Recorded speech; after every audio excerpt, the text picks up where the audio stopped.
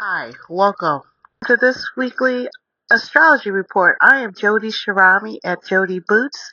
This is Astropod_cast, my weekly podcast speaking about astrology and the cosmic energy. And this one we're talking about the very last week of February, February 21st through the 28th. This is the very last week of February. Can you believe it? The time is going so fast, just like predicted by all the astrologers and the action, even with Mars retrograde in Cancer.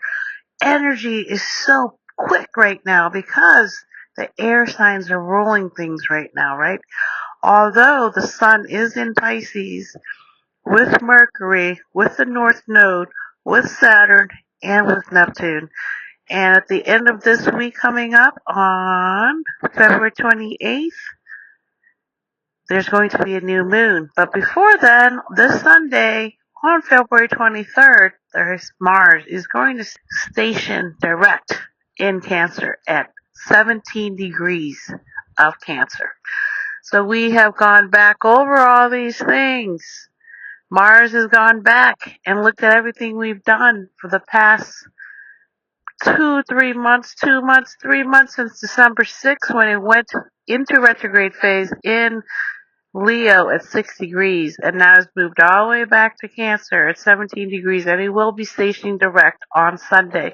And I have felt this energy. I cleaned my house yesterday, like vacuum, dust, all that stuff that you don't ever want to do, and I did it all yesterday. So the time is now when we want to get all these things done. As Mars starts to wake up, this week will be the last week for a while where there are no planets in retrograde motion. So everyone will be moving forward, starting on the 23rd with Mars stationing direct until next week on March 1st when Venus starts to go retrograde, hits its retrograde phase in Aries, where it will also retrograde back into Pisces to go back over those degrees it was at last month. So wow, this is a jam-packed week in terms of Mars stationing direct on Sunday, and then the new moon in Pisces on Friday, right before Venus takes a nap in Aries and starts to move back into Neptune where it is in the Pisces where it's exalted. So also in Pisces we have the North Node. And again, the North Node is a karmic entity that happens every 18 months. The North Node retrogrades back. The moon is always in retrograde motion. It is always moving in the opposite direction of the cosmic calendar. So the moon never goes retrograde because it is always in retrograde. And so that means our emotional outlook, especially as a Cancer person, is always looking back, always going over things that it might have done and now is here to rectify. So in that way, our emotions with the moon is always looking at the past, is always going over things and thinking about what did we do? So that's why a lot of Cancer people may seem to be stuck in Back to the Future. Because again, Cancer rules over our home, our emotions, our mother, our karmic nature of how we deal with disappointments and how we move on. So with Mars here retrograde in Cancer, there's been a lot of passive aggressiveness, which we've talked about. Now as it starts to move forward, we can start acting on some of those emotions we've been feeling and pondering over. Now we can move forward, start to maybe rectify, forgive, forget a lot of things that could have happened to us back in the past, especially during our childhood, especially during our teenage years. Whoa! Our teenage years are really when we start to feel our adrenaline the most, right? During our hormonal release where our bodies change into adults. So a lot of times, a lot of that forgiveness does have to do with being teenagers. This is going to be a quick weekly astrology report. So with the new moon in Pisces next Friday, we're going to be reestablishing our emotional landscape. How we're going to, it's a good time to do some planting. We're going to plant some coconut plants. It's a good time to rework our energy and our emotional things that are happening, and Venus will help us with that on March 1st when it starts to retrograde, and I'll go back into Pisces. The new moon is really a good time to refresh our emotions with Mars waking up on Sunday. It's a good time to refresh our emotions and think about again what we could do better this time around and learn to forgive and forget ourselves, especially with the power of Pisces here and Neptune and Saturn working together in Pisces to help us forget things that maybe we did a long time ago. And within this new structure, forgiveness in Neptune is a huge part of Pisces energy. So really, we have to, at this time, especially this week when no planets are retrograde, we have to really shake our emotions off and really think about things that, you know, aren't as important as they used to be 10 years ago. And look at ways to improve ourselves and be more mature and be more understanding, more empathetic of other people, since that is really Neptune's power, is to help us dive into this emotion ocean and see that we're all the same. We're all from the salt water. We all grew there in our mother's womb. We were in this big ball of water that we were floating in. Our mother was feeding us through the umbilical cord. We could hear our father's voice outside talking to us. We could hear other people talking to us, and now we're here as humans. So really take advantage of this week coming up. There's no retrograde planets because soon Venus will be going retrograde as soon as Mars has been awake for a week. So Mars and Venus are going to have some nice meetings this week because they are the archetypal lovers in terms of it takes two to make a thing go right, right? So it takes love and it takes energy and it takes work and it takes forgiveness, which is what Neptune is about, to really have a truly realistic relationship on Earth.